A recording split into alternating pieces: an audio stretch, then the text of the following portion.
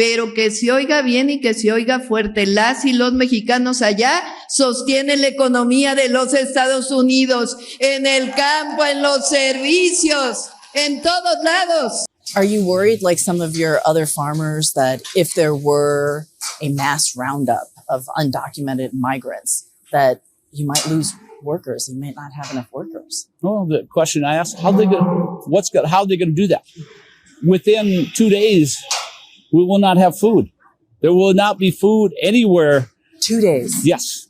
That's why I predict nobody will be filling the shelves, nobody will be producing food. If we once have to shut down and be gone, it's never coming back. ¿Qué tal, amigos? Sean bienvenidos a Políticamente en Desacuerdo. Señores, hoy vamos a hablar sobre las impactantes decisiones de inmigración de Donald Trump. ¿Cómo están afectando a Estados Unidos y a México? Desde la política de Remain in México hasta los efectos económicos de estas medidas. Hemos vuelto a la era arancelaria contra países como Canadá, México, el tema de la invasión Groenlandia, Dinamarca, etc. Los invito a que se queden hasta el final de este video porque veremos cómo es que México, o bueno, la presidenta de México, ha vuelto a declarar sobre su postura. Bueno, empecemos con lo básico, ¿no? Donald Trump ha vuelto al ruedo con esta política de Remain in México. Como bien sabemos, una medida que ya había implementado en su primer mandato en el año 2018. Esto en sí significa que quienes buscan asilo en Estados Unidos tendrán que esperar en México mientras se procesa su solicitud. La presidenta de México ha respondido de manera contundente. Claudia Sheinbaum ha recordado que México es un país humanitario, no dejará a las personas abandonadas. Lo interesante aquí es que no estamos hablando de algo completamente nuevo, ¿no? Como les mencioné en el 2018, cuando esta política fue implementada por primera vez, muchas organizaciones humanitarias advirtieron de las posibles consecuencias. Hablamos de personas vulnerables, expuestas a peligros en la frontera y una creciente tensión entre los dos países. Por ejemplo, en su reciente discurso, la presidenta de México destacó algo muy interesante. Siempre defenderemos nuestra soberanía y apoyaremos a los mexicanos en el extranjero. Pero que se oiga bien y que se oiga fuerte. Las y los mexicanos allá sostienen la economía de los Estados Unidos, en el campo, en los servicios, en todos lados. Estados Unidos no sería lo que es si no fuera por un pueblo trabajador que se va allá a ayudar. Así que van a recibir siempre nuestro apoyo, nuestra solidaridad, y si regresan a México, regresan con nuestros brazos abiertos para darles todo lo que se merecen, porque son generosos, solidarios, como es el pueblo mixteco y todos los pueblos de nuestro país. Una postura firme. Pero a ver, ¿cuánto impacto puede tener esta respuesta frente a las decisiones de una de las economías más poderosas del mundo? Esto, amigos, es solo uno de los muchos puntos de tensión entre ambas naciones. En el pasado hemos visto cómo estas medidas no solo afectan a los inmigrantes, ¿no?, sino que también a las relaciones diplomáticas. Pero a ver, aquí no terminan los problemas. Hablemos de las personas que realmente están sintiendo el impacto de estas políticas. Desde el anuncio de las deportaciones masivas, ya muchas familias latinas han entrado en pánico. Hay muchas personas con muchas historias muy dolorosas que no fueron a trabajar recientemente porque tienen miedo, ¿no? Es decir, el miedo no solo afecta a las personas deportadas, sino que también a quienes están tratando de ganarse la vida todos los días. Pero hay un dato muy interesante. Recientemente un economista de Bloomberg explicó que estas políticas podrían llegar a reducir el PIB de Estados Unidos en un 8.9%.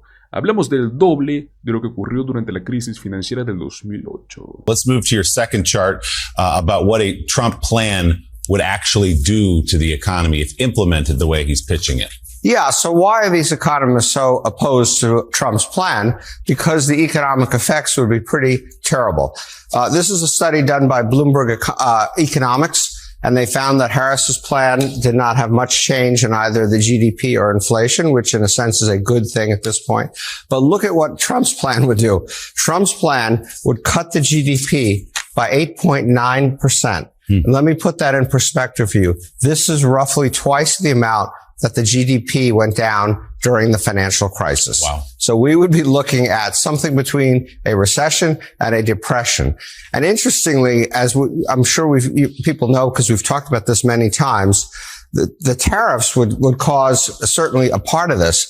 But the biggest cause actually of this drop are the mass deportations that Trump is talking about, because he would take huge pieces of our labor force out of the country, send them back or send them somewhere else. And the result would be, business wouldn't have labor. They wouldn't be able to produce things, and you'd have this enormous economic contraction.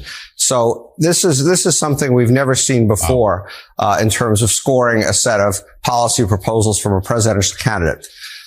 The other reason why Harris seems to be doing better, or maybe doing better for her economic thoughts relative to Trump, is maybe people are figuring out what's actually in these two plans. And one of the most important things in these two plans are the differences in their tax proposals.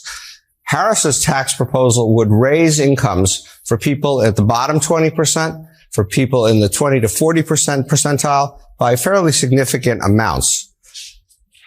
She would raise taxes for people at the higher incomes down here, in the 99 to 100 and the 95 to 99.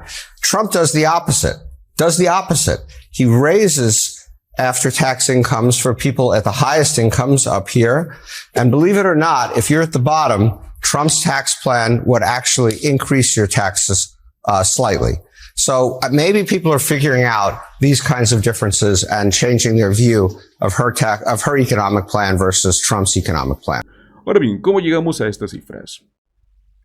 Si tú deportas a trabajadores indocumentados, actualmente en Estados Unidos, eliminas una parte vital de la fuerza laboral. Tan solo piensa en esto. Muchos de estos trabajadores son los que están haciendo funcionar ciertos sectores enteros, como lo es la agricultura, la construcción, el servicio. Señores, sin trabajadores no hay producción. Fin de la historia. De hecho, es más, hay historias, una de las muchas que ustedes pueden encontrar en Twitter, de un granjero que votó por Trump y hizo una advertencia clara. Si deportan a mis trabajadores, en 2 días no habrá comida en los estantes. What percentage of your workers are not U.S. born? Probably half. About half? Yeah. How many hours does this go on? It's 24 hours a day. You know, we could milk 8 hours a day, but it wouldn't be feasible or profitable for us to produce milk. So you need workers like this year round? Yes. Yes.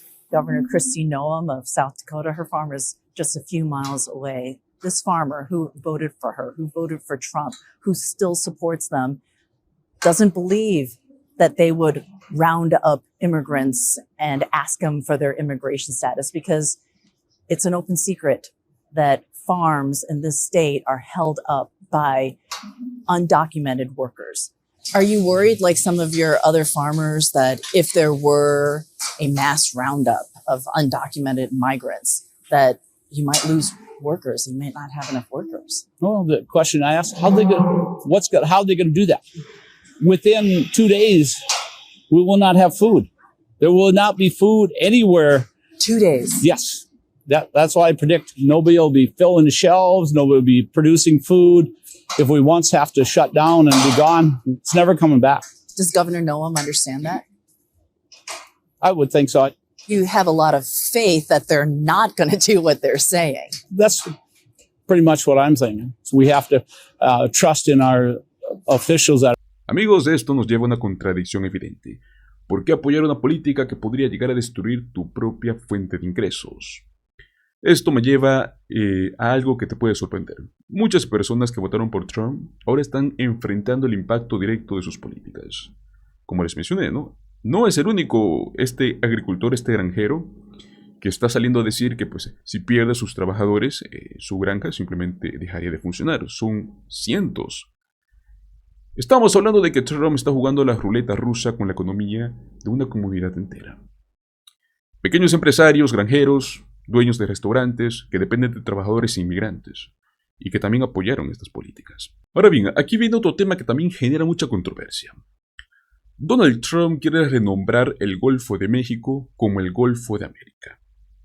Pero bueno, como dijo la presidenta de México, para el mundo, esto va a seguir siendo el Golfo de México. Yo sé que esto puede sonar muy simple como un cambio de nombre, Pero amigos, esto tiene implicaciones políticas y económicas mucho más grandes de lo que piensan. El control sobre los recursos de esta región podría ser un punto de tensión entre ambos países, ¿no? Decrees. It's important to refer to the decrees that President Donald Trump signed yesterday. Rest assured that we will always defend our sovereignty and our independence, and that we will always provide support to the Mexicans who are in the United States, to our fellow nationals, to our countrymen. Those two principles are very fundamental and essential. It's always important to keep a cool head. I'm going to refer to 5 topics.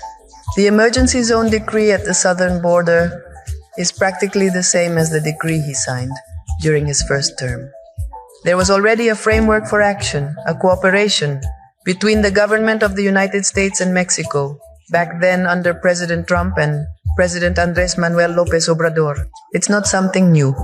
Second point, the declaration of the MPP, which they call Remain in Mexico, is the same decree that was made in 2018. What does this decree mean?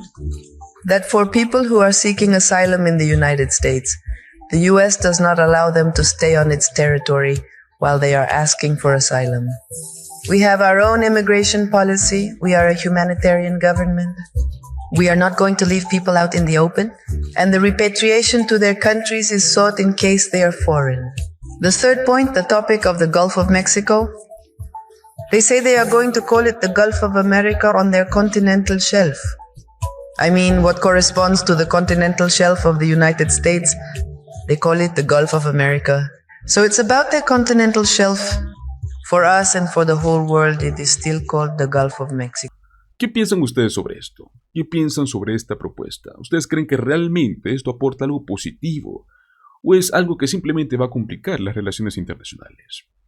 Las políticas de inmigración de Donald Trump no solo están dividiendo familias, sino que también podrían llevar a una crisis económica que termina afectando a todos, sin importar de dónde seas, desde trabajadores hasta empresarios. Muchos están viendo las consecuencias de las decisiones que en su momento apoyaron. Aquí viene la gran pregunta para ti. ¿Crees que las políticas de inmigración deberían de enfocarse más en soluciones humanitarias o en medidas estrictas? Los invito a que me dejen sus opiniones en los comentarios mientras pasamos a la siguiente noticia, porque ahora tenemos que hablar un poco de California. Y es que hace unos días Donald Trump publicó en sus redes sociales algo que dejó a muchos con la boca abierta. Escribió, y cito lo siguiente: el ejército de los Estados Unidos acaba de entrar al gran estado de California y bajo poderes de emergencia encendió el agua que fluye abundantemente desde el Pacífico Noreste y más allá. Disfruten del agua, California. California, just to revert to it for a second, millions of gallons of water are waiting to be poured down through already the half pipes that are already built. I mean, they've been up for 40 years, and about 20 years ago they turned off the water. And it's the water that comes from the Pacific Northwest. Some of it comes out of Canada, and it flows there, and it probably has flowed there for 1,000,000 years. And they turned it off and they routed out to the Pacific. And in the meantime, you don't have water in the hydrants, you don't have water in the sprinkler systems. It's the craziest thing I've ever seen. And everyone's trying to figure out, why aren't they turning it back? They say it's the Delta smelt, it's a fish, but I find that hard to believe, but we'll figure it out. And without doing that, you're going to continue to have problems. President, what are you prepared to do, sir?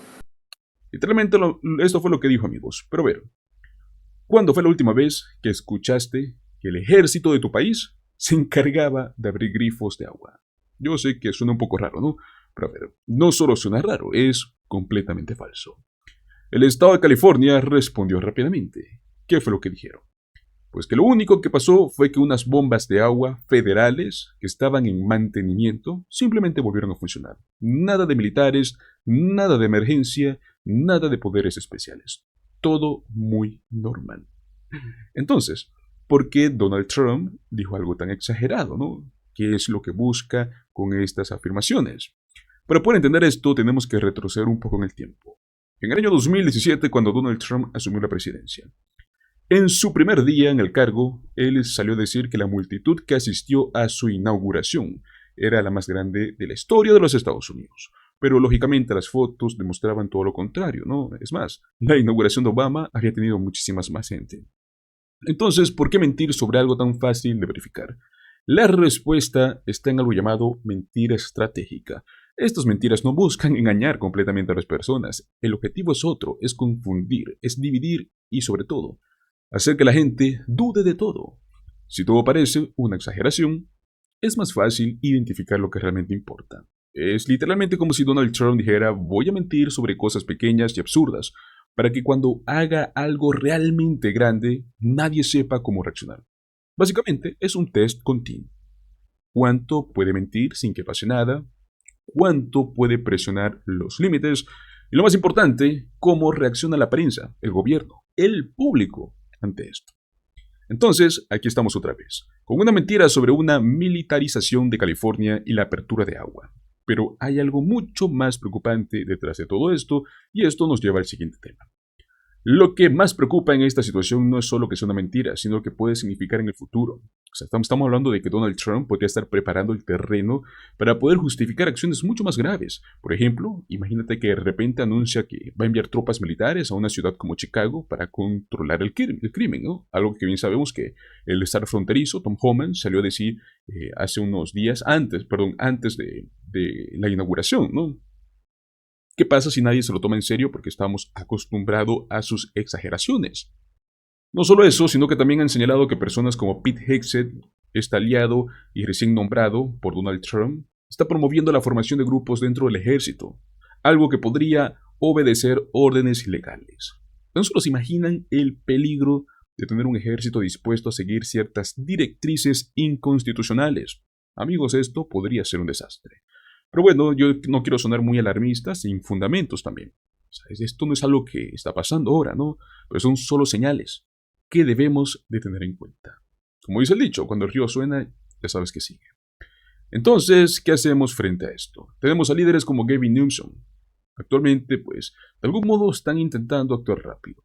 Yo creo que es muy necesario que salgan, puedan desmentir estas mentiras de una manera contundente, puedan explicar por qué Donald Trump está haciendo estas declaraciones. No solo se trata de desmentir, sino que ir al fondo del problema. Por otro lado, tenemos las responsabilidades como ciudadanos, ¿no? O sea, no podemos también creernos todo lo que vemos en redes sociales. Tenemos que verificar la información, debemos de consultar en varias fuentes. Sobre todo, no dejarnos llevarnos por el pánico. Al final del día, eso es lo que buscan: manipularnos emocionalmente.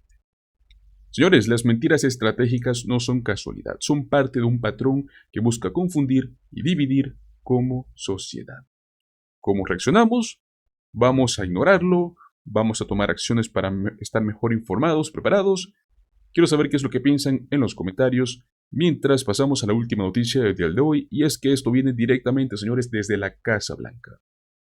Al parecer, se andan advirtiendo a los republicanos que tienen que confirmar a todos los nominados del gabinete de Trump. Empezamos con Pete Hegseth, confirmado como secretario de Defensa. Esto pasó la semana pasada y fue tan ajustado que el vicepresidente J.D. Vance tuvo que romper el empate. Esto significa que ni siquiera todos los republicanos estaban de acuerdo. Hasta Mitch McConnell votó en contra. ¿Qué significa esto? Podría ser una clara señal de que las cosas no están tan alineadas como parecen dentro del Partido Republicano. Pero bueno, hay mucho más, porque aunque Hegseth es una elección polémica, el problema no es solo él. Vienen otros nominados y, según los expertos, incluso peores. Literalmente es como si esto fuese el aperitivo antes del plato fuerte. Y sí, señores, estamos hablando de figuras como Tulsi Gabbard, como Robert F. Kennedy Jr., quien ya están causando un gran revuelo. Ahora bien, ¿por qué esto es importante? La forma en la cual se eligieron y cómo se confirman estos funcionarios es lo que tiene un impacto directo en cómo se manejan temas críticos como es la seguridad nacional, como lo es la justicia y hasta las políticas ambientales. De hecho, el simple hecho de que haya tanta resistencia dentro del mismo Senado ya nos dice que algo no está bien. Ahora hablemos de lo que está por venir. Entre los nombres que están dentro de estas filas, como les mencioné, tenemos a Tulsi Gabbard, tenemos a Robert F. Kennedy Jr., tenemos al famosísimo Kash Patel. Según fuentes de la propia Casa Blanca, ellos están muy preocupados por conseguir estos votos necesarios. De hecho, alguien dentro de la administración dijo algo así como que es todo o nada. O apoyan a todos los nominados o están en contra del presidente. Bueno, claro, este tipo de presión ya tiene a muchos senadores sintiéndose como si estuvieran en un episodio de Los Soprano, ¿no? Amenazas por todos lados. ¿Cuáles son las preocupaciones reales? Primero hablemos un poco de Tulsi Gabbard, muy conocida por ser esta figura divisiva. Su simple nominación ya está generando mucha controversia tanto entre demócratas como republicanos. Luego tenemos a Robert F. Kennedy Jr., quien según se informa tiene conexiones personales con algunos senadores clave, lo cual pues podría complicar aún más el proceso. Pero amigos, aquí viene un dato muy interesante. La administración está usando tácticas de presión que muchos han comparado con métodos mafiosos. Por ejemplo, el mensaje que están enviando es algo como que si no apoyan a estos nominados, esos grupos externos que han financiado sus campañas podrían dejar de hacerlo. Literalmente están diciendo, sería una pena que alguien dejara de financiar tu carrera política. Suena un poco a chantaje, ¿no? Ahora, ¿realmente estas amenazas funcionan? Bueno, en algunos lugares puede que sí. Hay estados donde los candidatos MAGA tienen mucho apoyo y un retador ultraconservador podría ganar. Pero en otros estados, como lo son los más moderados, los swing states, una amenaza de este tipo simplemente no funciona. O sea, van a lanzar un candidato extremista en lugar donde uno se garantiza una derrota. Los senadores saben que esto no es viable. Esto recuerda mucho a lo que se mencionó, y es que la política es local. Bernie Sanders, por ejemplo, fue un éxito en Vermont, pero si lo sacas de ahí, lo colocas en Florida o en Alabama, no tiene oportunidad. Es lo mismo con los republicanos centristas, o sea, saben dónde están parados. Además hay un detalle muy interesante, y es que aunque las amenazas pueden sonar intimidantes, en muchos casos los senadores están más preocupados por cómo lo perciben sus votantes que por las represalias de la Casa Blanca. O sea, al final del día, pues ellos necesitan ganar elecciones, y si un candidato MAGA no es viable en su estado, simplemente no lo apoyarán. Ya esto nos demuestra que, aunque la administración Trump esté ejerciendo mucha presión, no siempre puede controlar el resultado. Ahora amigos, aquí viene una pregunta interesante, ¿qué es lo que va a pasar? Según los análisis, parece que la mayoría de estos nominados van a ser confirmados, incluso los más controversiales como los Kash Patel, Robert F. Kennedy Jr., hasta Tulsi Gabbard. Tienen posibilidades. Será más difícil, ¿no?, de predecir. Pero honestamente yo creo que el problema aquí no es solo quiénes son los nominados, ¿no?, sino cómo la Casa Blanca está manejando este proceso. O sea, estas amenazas veladas muestran un lado oscuro de cómo se está haciendo política en este momento. ¿Ese es el tipo de democracia que necesita Estados Unidos? Esa es la verdadera pregunta. Pero bueno, quiero escuchar sus opiniones, qué es lo que piensan de esta estrategia de presión por parte de la Casa Blanca. ¿Creen que es ética o que simplemente así se juega la política? Los invito a que me dejen sus comentarios aquí abajo. Los voy a leer todos. Amigos, hemos llegado hasta el final de este video. Antes de irse, no olviden darle un like si es que les ha gustado el video, compartirlo con sus amigos y por supuesto suscribirse a Políticamente en Desacuerdo. Nos vemos en el próximo video. Hasta luego.